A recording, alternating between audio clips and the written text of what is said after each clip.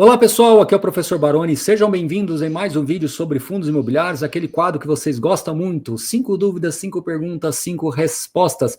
Será que hoje tem pergunta bônus? Sim, tem pergunta bônus, então fique conosco até o final. Vamos lá, direto ao ponto, lembrando a todos vocês que nós estamos aqui nas últimas vagas do FIA Experience, que acontece no dia 22 de outubro em São Paulo, no Clube Itaú. Conto com a sua presença e participação lá, a gente se vê. Então vamos para a pergunta aqui número 1, né? Lembrando que aqui estamos nas 5 perguntas de fundos imobiliários, hoje dia 2 de outubro de 2025. Pergunta da Luciana Carvalho. Baroni, como o investidor deve avaliar se um FII está com o preço de cota distorcido em relação ao valor patrimonial? Numa leitura inicial, a análise do indicador puro e simples já vai te apontar para isso. Então, se você entrar em vários sites hoje que nós temos disponíveis aí dentro desse segmento de fundos imobiliários, inclusive o Status Invest a gente acompanha muito, vou pedir para o Caio colocar aqui também na descrição, uma tarjinha aqui para vocês conhecerem um pouquinho mais do site. Você consegue, inclusive, fazer um ranking ali, você vai na pesquisa avançada, você consegue até fazer um ranking de desconto de valor patrimonial. Mas lembrando que esse é apenas um indicador, e como a gente sempre fala, o indicador indica, mas não decide. Agora, como é que você pode, em umas outras derivadas, avaliar se esse valor patrimonial realmente está distorcido ou não? Vai depender muito do fundo, né? Dependendo de como aquele fundo é avaliado, por exemplo, do ponto de vista macroeconômico ou variação de juros e por aí vai. Por exemplo, um fundo de papel, ele pode estar com valor patrimonial distorcido porque as operações ali foram feitas numa taxa de juros diferentes, numa NTNB diferentes, e eles estão marcados para baixo. Então, como é que eu faço essa análise, Baroni? Eu vou ter que consultar os valores patrimoniais antigos. Basta você entrar no próprio site, você vai conseguir filtrar ali pelos informes contábeis e vai poder pesquisar também os valores patrimoniais antigos. Então, tem como você também fazer esse tipo de pesquisa. Para fundos de tijolos, eu diria que isso é um pouco mais difícil, porque envolve condição macroeconômica também, mas o portfólio muda muito, né, com o tempo, fazendo novas emissões, então é um pouquinho mais difícil. Você vai ter que realmente fazer uma conta de valor por metro quadrado e ver se aquele valor está compatível ou não com a economia real, tá?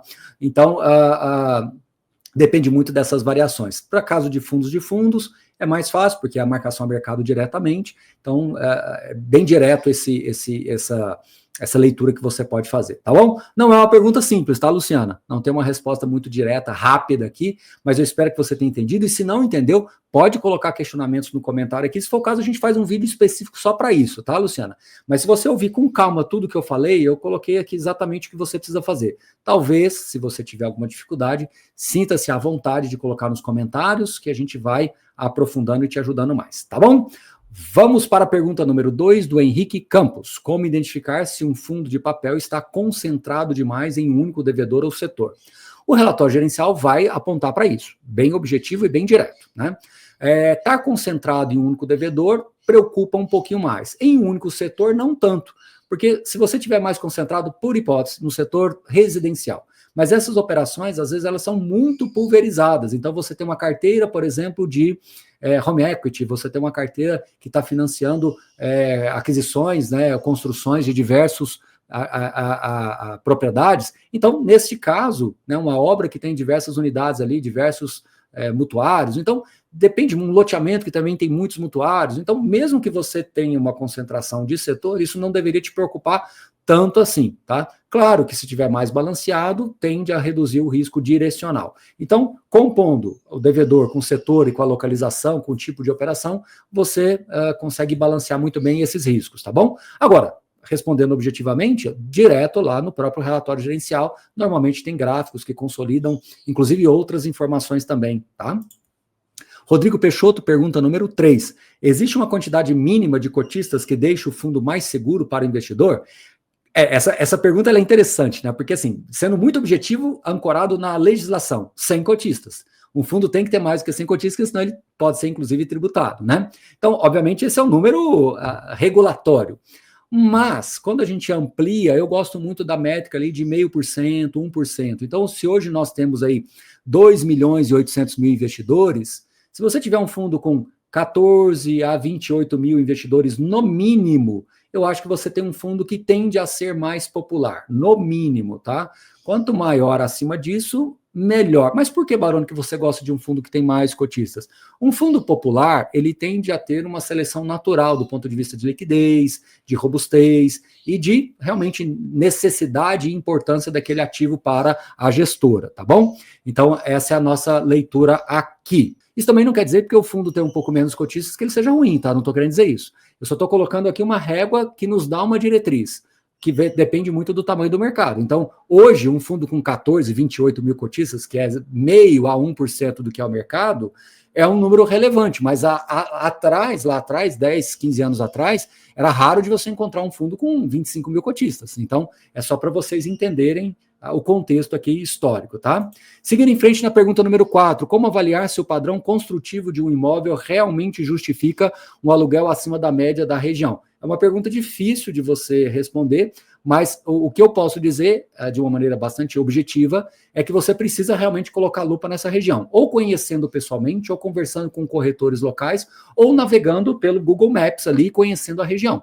Se você perceber que aquele imóvel, de fato, ele está diferente da média do mercado, tá bom, Fábio? Fábio Lima que fez essa pergunta, isso se justifica. Então, coloca a lupa na região, entende a dinâmica da região para que você possa avaliar se está ou não justificando esse preço acima, né? Então, é o famoso oásis no deserto, né? Ou seja, se você tem um ativo que realmente se destaca perante os seus pares, só temos que tomar cuidado aí, porque eu gosto de ter imóveis que se destacam frente a seus pares, mas ele também não pode ser muito diferente, porque senão você descaracteriza a região. Então, ele tem que ser compatível com a região, isso que eu estou falando é muito importante, tá? Ele tem que ser compatível com a região, mas ele também não precisa ser muito diferente assim, porque senão ele acaba não atraindo aquele tipo de locatário que o imóvel poderia entregar. Então, ele pode ser um super AAA numa região degradada, o valor implícito não é tão interessante assim quanto você tiver um AAA num universo de outros imóveis também de boa qualidade, que tem a AAA, que tem AA, ou apenas A, entendeu? Então, é importante, essa pergunta ela é muito legal e ela provoca várias reflexões aqui, né, continuamente, tá? Então, eu gosto de imóveis que se destacam na região, mas que sejam compatíveis com a região. Eu acho que isso é o mais importante da gente trazer aqui para o debate. Porque se você tiver um imóvel que ele é muito melhor, mas muito, muito, muito melhor do que os seus pares, muito acima dos seus pares, aí você fala assim, será que você vai conseguir ter locatários ali com recorrência para sustentar um nível de aluguel muito acima dos outros? A resposta é não necessariamente, tá bom? Então é muito importante a gente trazer essa reflexão. A pergunta do Fábio Lima foi excelente, parabéns, Fábio Lima, que trouxe outras reflexões aqui além disso, tá? Pergunta número 5, como a alavancagem pode ser positiva em fundos imobiliários e quando ela é vista, né, como ela vira um risco relevante. Essa pergunta é interessante porque muitas pessoas ficam associando a alavancagem com um percentual, né? Então, um fundo com 10% de alavancagem, ok, um fundo com 20%, péssimo. Não necessariamente. Então, o que a gente gosta muito de olhar é que a alavancagem ela tem que ser compatível com a gestão ativa do fundo. Então, um fundo alavancado que faz vendas constantes, novas emissões e vendas constantes, reduz muito o risco da alavancagem. Mas quando eu digo muito, é muito mesmo, tá? Um fundo que às vezes tem uma alavancagem relativamente baixa, mas que não tem a capacidade de ou emitir ou vender os imóveis, o risco de alavancagem sobe bastante, tá? Então, em outras palavras, fiquem próximos de fundos imobiliários alavancados que tenham regularmente emissões que acontecem de tempos em tempos e que você consegue também ver o histórico de gestão ativa, ou seja, vendas de imóveis. Se você olha por um universo de 3, 4, 5 anos para trás e você viu isso acontecendo, a alavancagem desse fundo tende a ser reduzida.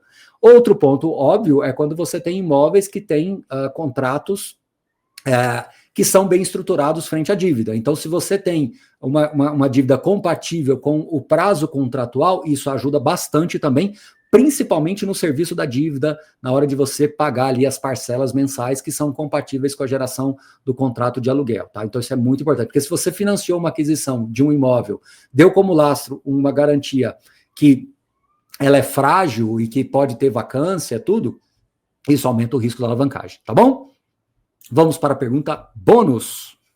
Professor, acha que os retrofits podem ser uma salvação para o setor de lajes na região da Avenida Paulista? Pergunta do Marcelo Vieira.